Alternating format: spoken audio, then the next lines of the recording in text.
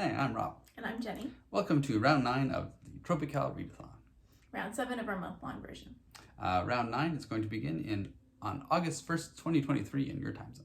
If you aren't familiar with Trope-ical Readathon, if you haven't been part of it before, it is a team-based readathon, and the goal is to have fun.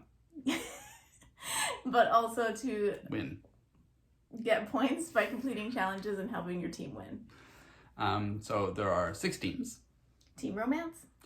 Team science fiction. Team fantasy. Team mystery horror thriller. Team contemporary literary historical fiction. And team nonfiction poetry. Yeah, so how you choose your team is up to you. Usually people will choose whatever genre they read the most, but you do not have to read that genre during the readathon. If you're on team fantasy, you can read romance books, you can read contemporary books, whatever books you want to read. There's only kind of one restriction that's given by the team that you have, and it just has to do with 2 specific challenges. We'll explain more later, but yeah. Okay.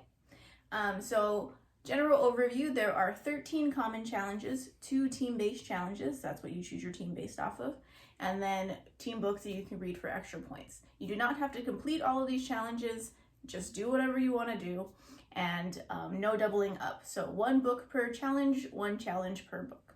Yep. And you also get points for any page you read, whether or not the page you read is towards some trope, some challenge or not. Yeah.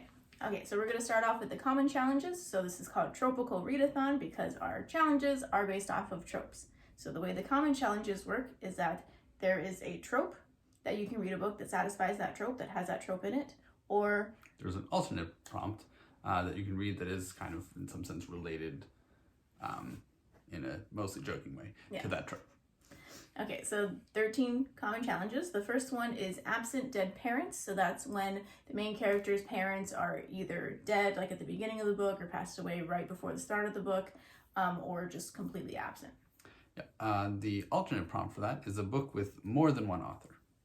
The next prompt is hand-picked crew. We switched the orders, but we can switch back. Hand-picked crew is when an organization or a person has hand-selected the characters of this book for some reason. So it could be like, I chose these 5 people to do this job because I think they'd be really good at it. Or like, I chose these 5 people because I want revenge on them. Things like that. The alternate prompt is a cover by book. So this is a book that you bought because you liked the cover. You hand-picked it. Would you like to switch? Sure. Okay. The next prompt is the new kid in town. So this is a book where the main character is like newly arriving. Maybe they just moved to a town, or maybe they're starting a new job or something. And then the alternate prompt is a genre you don't usually read, so you are kind of the new kid in town in that situation.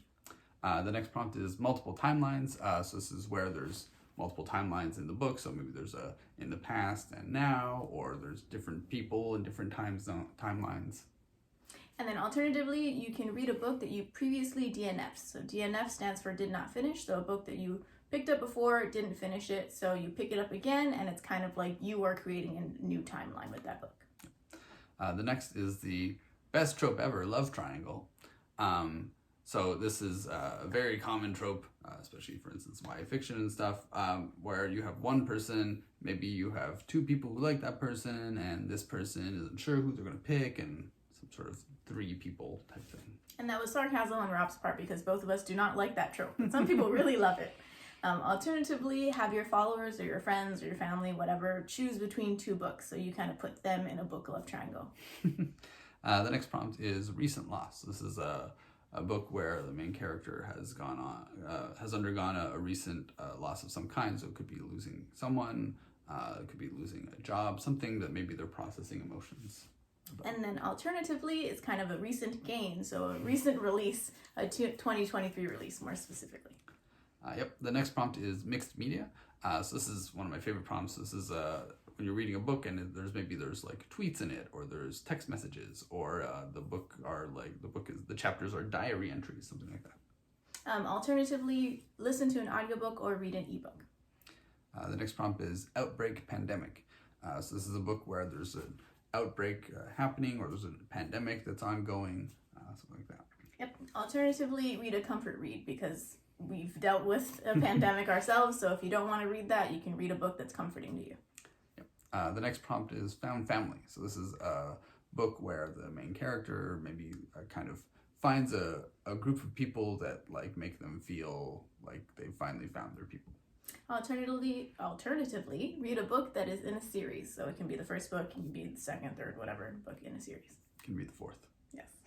Oh. The next prompt is food themes. So this is a book where there's food is kind of an important part of the book. Maybe the main character is a chef or wants to be a chef, or maybe they're working at a restaurant, something like that. And then alternatively, devour a book in 24 hours. So read a book in a day. The next prompt is revenge. So again, this is a book where the main theme is somebody trying to seek revenge, or somebody who's getting revenge put upon them, something like that. Alternatively, we will take revenge on anyone who's trying to keep us from reading books by reading a banned book. So you can probably just Google like banned book list and find books. They can be banned anywhere, banned at a local school, banned on a national level, whatever you want. The next prompt is bookish themes. So this is a book where books themselves are kind of an important theme. So maybe somebody works in a library, maybe they are just someone who likes reading books a lot, maybe they're an author or something like that. And alternatively, read a book with a pun in the title. So you can often find these in cozy mysteries or in YA. Random books will have random pun in the title. And the final of the 13 general challenges is the retelling prompt. So this is a book that is a retelling of an old story, like an old folklore story, an old myth, or even sometimes new, more recent book, or even a movie or something. And then alternatively, read a book that has been retold in the form of a TV show or a film adaptation. So those are the 13 general prompts for everyone to satisfy. And then next, there's the team challenges. Yep, so for each team, you have 2 team-based challenges that are based off of tropes that are common in that genre of the team. But you can read any genre you want as long as it satisfies that trope. There are no alternative prompts for these team challenges. They're harder. Yeah. And so we'll go over the team challenges and also the team books. So for each team, we've assigned 2 specific books to read. You can get points for reading one of the 2 books. The idea of giving 2 of them is that one of them is a recent release that maybe people are excited about that has come out in the last couple months. And the other one is an old team book that's maybe 2 or 3 years old at least. So it's easier to access maybe as a used book or from a library. Yep. And you can read any team book from any team. So if you are Team Fantasy, but you really want to read a team romance book, you can do that. If you are Team Fantasy, you want to read a team book from every team, you can do that for points. Yeah. The thing that you can't do is try to get points for any other team's challenges. So only Team Fantasy people can get points for the Team Fantasy challenges, and those are the only team challenges they can get points for. Yep, so if you're stuck between teams and you want to know which team to choose, look at the team challenges. That is the only thing that is specific to your team. Yeah. All right, so we'll go through the teams and name the team challenges and the team books for each one. Okay, team romance. So the first team romance challenge is to read a book with the holiday trope. So that's either that the book takes place around a holiday, like Christmas or Halloween, Eid, anything like that, or that the main character is on a holiday, on trip, on vacation, when they meet their love interest. And the other team challenge is to read a book with the meet cute tropes. This is a trope where the 2 main characters meet in a cute, quirky way, and maybe then have a relationship, or do they? Yep. The new team book is Echo in the City by KX Song. So this is about it's a YA novel. It's about 2 teenagers kind of falling in love amidst the Hong Kong protests. And then the next book is Aisha at Last by Uzma Jalaluddin. And this is said in the blurb to be a Muslim Pride and Prejudice retelling, but when you read more of the blurb, it doesn't really seem like a Pride and Prejudice retelling, and some of the reviews seem to be saying that it diverges a lot, but you can read the blurb and see what you think about it. All right, the next team is Team Science Fiction, and the first team challenge is to read a book with the Space Institute trope. So a common one would be, for instance, a Space Academy, where people are going to learn to, say, become astronauts or something, or but it could also be like a university on the moon of Jupiter, or the cat has a suggestion too. Yep. I don't know. Good choice. Okay. The next team challenge is to read a book with the alternate history trope. And so this is when the premise of the book is based off of the author looking at something and going, what if this happened instead in our history? The new team book is Under This Forgetful Sky by Lauren Yarrow.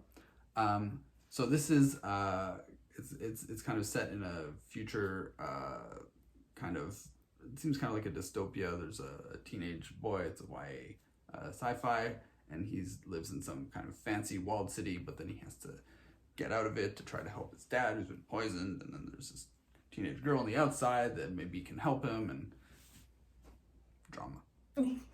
And then the old team option is The Three Body Problem by Liu Cixin, and this one is about humans who decide to send a message to aliens, and the aliens go, hey, we're going to take over your planet. And so it's humans dealing with what to do about that. The next team is Team Fantasy. And the first team challenge is to read a book with the portal fantasy trope. So this is a trope where the characters are able to access some sort of alternate dimension or alternate reality or some other place via some portal. So it might be a door that they find, or some artifact that they can touch and transport them there, something like that. And then second challenge is to read a book with a non-human main character. Pretty self-explanatory. We challenge you to not just choose a human that has some random power, but to actually choose a non-human thing. So like a creature, like a vampire or a zombie, or an object, like maybe this book is told from the point of view of a plant or an animal, something like that. The new team book is To Shape a Dragon's Breath by Monoquill Blackgoose. So this is kind of doing a kind of dragon, I mean, it's kind of like, I guess, fantasy, Space Academy, kind of dragon school where you're training your dragon, except... How to train your dragon. It's how to train your dragon. But in this case, the main character is an indigenous character, and this dragon school is run by the colonizers, and so there's kind of a tension there, interesting kind of dynamic. Yeah. And then the old team book is The Deep by River Solomon, and so this is kind of a mermaid telling where the mermaids are based on the idea that pregnant enslaved women who were thrown over by their slave owners became these water-breathing creatures that are similar to mermaids. Yeah, so like thrown over in like the trip over from Africa. Yeah. The next team is Team Mystery Horror Thriller. The first team challenge is to read a book featuring the isolated setting trope. So this is when the characters are in some sort of like location, like maybe they're all on some island that's like disconnected from the mainland, or they're, went camping in the middle of the woods and there's no one anywhere around, or their car broke down in the middle of nowhere, and it's scary. And then the second challenge is to read a book with the cult trope. So this is a book that has cults in it somehow. So maybe the main character's in a cult, or starting a cult, or was in a cult, or is reading about cults, anything like that. They really like the word cult. Yeah. The new team book is A Disappearance in Fiji by Nilima Rao. So this is a historical fiction novel about kind of 20-something Indian police sergeant who's been kind of sent to colonial Fiji. So it's set in 1914. So he's sent over there to investigate some disappearances, and then maybe things turn out to be like there's more behind what's happening than you might first guess. And then White the next. White the next Smoke. book, the old book option, is White Smoke by Tiffany D. Jackson, and this is a YA book about a teen who moves with her family to the Midwest and discovers that her house seems to be haunted. The next team is Team Contemporary Literary Historical Fiction, and the first team challenge is to read a book with the heroes with titles trope. So this is a case where like the main character is like, say, an emperor or a queen or a viscount or something. And then the second team challenge is to read a book with the reunion trope. So this is where the characters are brought back together for some kind of event, like a wedding or a funeral or a death or a literal reunion, like a high school reunion, TV show reunion, something like that. Yep. The new team book is The Wind Knows My Name by Isabel Allende. So this is kind of about, so there's two timelines, one in the late 1930s and one in kind of modern day. And it's about kind of parallel refugee stories. One is a 6-year-old boy who's sent alone on a train fleeing Nazi Germany into the United Kingdom. And then the other one happens in like 2019, and it's a mother and her 7-year-old daughter escaping El Salvador to seek refugee status in the U.S. The old teen book option is Dumplin' by Julie Murphy, and this is about a girl who is very confident in her body, but as she starts a new relationship, she feels like she's losing that confidence, and so she decides to do something that she thinks is terrifying and enter a beauty contest. And the final team is Team Nonfiction Poetry. The first team challenge is to read a book about mental health. Sorry, I was like, oh, you explain. So this would be reading a book that is either kind of about how like to help with mental health and what you can do about your own mental health, or it can be like a novel, for instance, or a memoir about someone who's undergoing something that related to mental health. Maybe they're grieving, or maybe they have PTSD and some sort of chronic issue, something like that. And then the second team challenge is to read a book about immigration and refugees. If you were here last round, this was a challenge that was under contemporary literary historical fiction before, and we just switched it over to nonfiction poetry because it's also very relevant in this genre as well. So it can be like a memoir or a book about immigration, like a nonfiction book, or it can even be a novel where the main character is like immigrating or a refugee from somewhere. Yeah, we even had a previous team book for nonfiction poetry that was a bunch of poems written by refugees. Yep. All right, so the new team book is The Song of Us by Kate Fussner.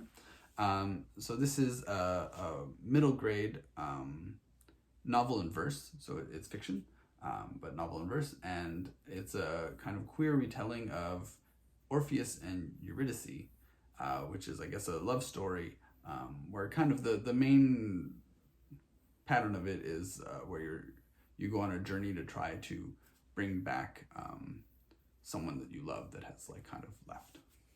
And then the old team book option is Crying in H Mark by Michelle Zauner. And this is a memoir about a Korean American woman who feels like she was losing her Korean American identity as she grew older. And so her mom getting diagnosed with cancer is what brings her to start trying to reconnect with that part of her identity. All right, so those are the 6 teams and the team challenges and team books. So now we'll explain how the point system actually works. So first, there's 13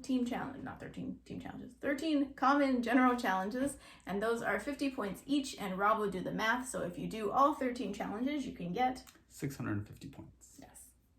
And then the team challenges, because they're kind of more specific, there's no alternate prompts, they're worth twice as much, so they're worth 100 points each. And you can get 2 of them for your team, and so you can get 200 points. Yes. And then the team books, that is very specific because we are telling you have to read a specific book. I mean, you have 2 choices, but still it's a specific book. And so you get 150 points each for that, and you can read 1 team book per team, and there are 6 teams. So if you read a team book from all 6 teams, you can get 900 points. And so that gives you the points that you can get for all of the challenges, but in fact you can get an infinite number of points because you get 1 point per page read. So you just have to read infinity many pages to get infinity many points. Yeah, so even if you read a book that doesn't count for a challenge, say you just like pick up a book and you go, wow, this is really fun, but I can't fit it anywhere, you still get a point per page of that. So if it's a 350-page book, you get 350 points for it. Yeah. Or if you pick up a book and you go, this is really not fun and I don't want to read the rest of it, but I read 100 pages, then you still get 100 points. Yeah. The thing for challenges is that they have to either be a novella or above to count for a challenge. So graphic novels don't count. If you pick up a magazine or a children's book, that won't count for a challenge, but it still counts for the point per page. Yeah. So, and then audiobooks, some people wonder how to calculate the pages. So if you go to Goodreads, you can look at a page count of what they say one version of the book has and use that. If you've read like 50% of a 300-page book, then you can log that you read 150 pages, but some people also prefer to wait until they finish the book and just log the 300 pages and not have to do any of that calculations. Yep. Go to the top. Okay, so since we talked about points, we can talk about how you're going to sign up for the Read-a-thon and log these points. So if you go to the link down below, which is the written version of this Read-a-thon announcement, there's a bunch of links at the top. It's my blog. And so the first link is a registration link. It's where you go to register. So where do you go to sign up? So what you need to sign up is you need to give us a username that you're going to use to sign up, and try to make sure it's not like super generic, because otherwise somebody else might also have it. And then also a way to contact you. So like say like at this handle at Twitter, or like email me at blah. So there's kind of like two reasons. Sometimes there can be something confusing about the registration or you're updating the points. Something can go wrong with that, and we can contact you about that. But also we'll explain that we have giveaways, and if you enter a giveaway, then we need a way to contact you. Yeah, so username, team, way to contact. Team. And then the second link is update your points. So this is where you'll go throughout the Read-a-thon to update your points. If you click on that, it brings you to a little calendar looking thing where you can click on any date that you want to update. You can update as often as you want, or as infrequently as you want. So some people wait until the last day of the Read-a-thon and they log everything. And some people will do it every day to kind of get an idea of how much they're reading per day. Some people will do it at the end of every week. It doesn't matter. The only thing that matters is that you only tell us what you've done since the last time you updated, because we'll do the math on our end. So if you're telling us cumulative points, you're going to mess up the system. So only tell us what you've done since the last time. Yep. So you just need to remember how many points, how many books, how many pages you've read and which books you finished since last time. Yep. So when you click on any one of those forms, it'll ask you for your username. So remember what your username is, and it'll match it up. Put in your username, put in how many pages you've read since the last time you updated, what challenges you've completed since the last time you updated, and then the last one is just a thing for fun that's like, what book did you read? Because we're interested in knowing what people are reading. The next link on the front page is the leaderboard. So this gives you a little window into the spreadsheet we use to calculate points, and it's a window that shows you the points for each team and the top contributors for each team. Yep, and it'll tell you who's in the lead. And so who's in the lead is based off of average points. So even if one team is like 3 times the size of the other, it doesn't matter because it'll get averaged out. So Team Fantasy always has a bajillion people, and Team Nonfiction Poetry and Team Science Fiction are usually pretty small, but we average out the points. Yep. The next link is FAQ, so frequently asked questions. We have several things, so there might be like things that we've said that didn't quite make sense. A lot of those things are cleared up there. If there's some question you have, you can check that out and see if maybe we've already explained it. The next link is recommended books. So this is where for each trope, we've given you 4 recommended books. These are either books that we read and enjoyed or books that we're interested in reading. So if you're stuck and you're like, I don't even know what books have a love triangle in it, you can go there and see 4 books that we think would work for other people. Yep. And then next is a series of social media links. So we have a Twitter, we have an Instagram, we have Threads now, which is the new like Facebook, Instagram version of Twitter.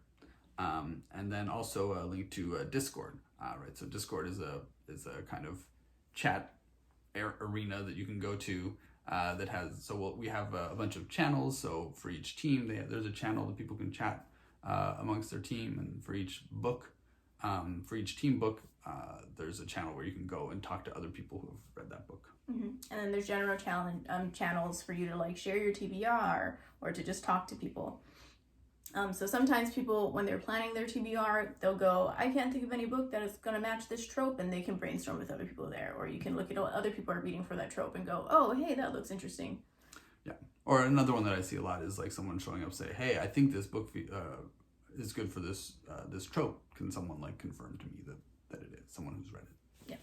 Yeah. The next link is the participant list, and this is basically only important for you if you forget your username. So if you click on that, you'll have a list of the teams, and you can click on the team, and it'll give you all the people who signed up under that team in alphabetical order. So if you forget your username at any point, just go, like if you're on Team Science Fiction, you can click on Team Science Fiction and see the list of usernames and find yours on there. If you at least can recognize it. Yeah. But yeah, that's updated manually. Mm-hmm. So once you sign up, it won't automatically show up there. So if you don't see it there right away, like don't worry, it's updated manually. Yeah, it's probably just me being lazy. The last link is photo templates, and so that is things that other Read-a-thon participants have made and given us permission to share with other people to use. So there are some templates there that are like horizontal and useful for Twitter or blogs, and some that are vertical and useful for Instagram stories. All right, content and trigger warnings.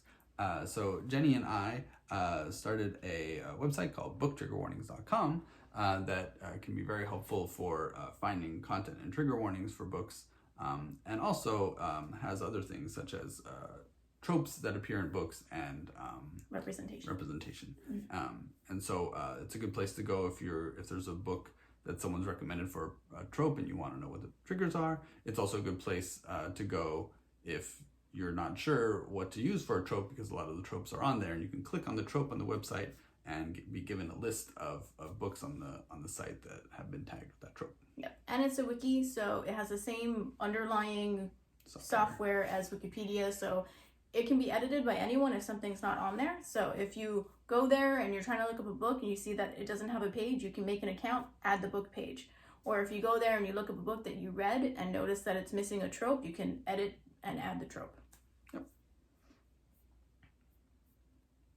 All right. We also do reading sprints with this. So if you don't know what a reading sprint is, so it's something that typically is posted online on, say, Twitter or something. People get together at a certain time and they kind of try to encourage each other to like just sit down and actually read rather than get distracted by all the various things that we get distracted by in life.